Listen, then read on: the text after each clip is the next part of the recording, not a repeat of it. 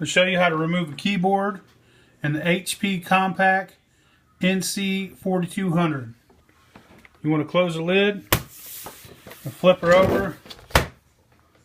You're going to need a T7 star bit. You're going to remove the screw in here.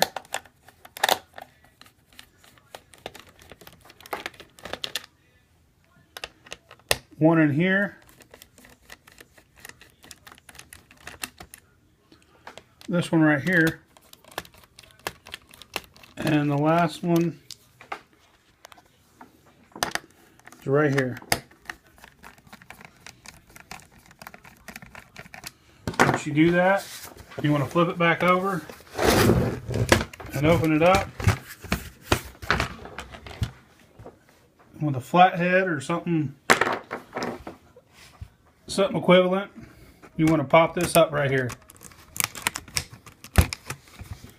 Close the lid, or open the lid as far as it'll go. Pull that out.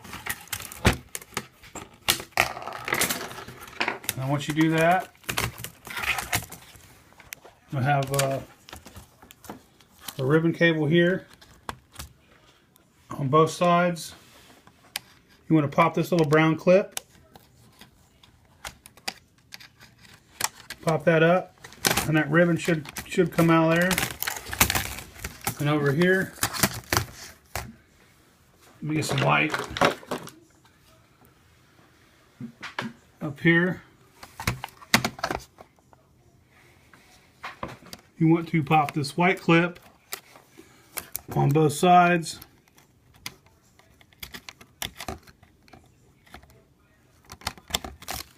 Once you do, keyboard's out. Put the new one in. Just do everything in reverse.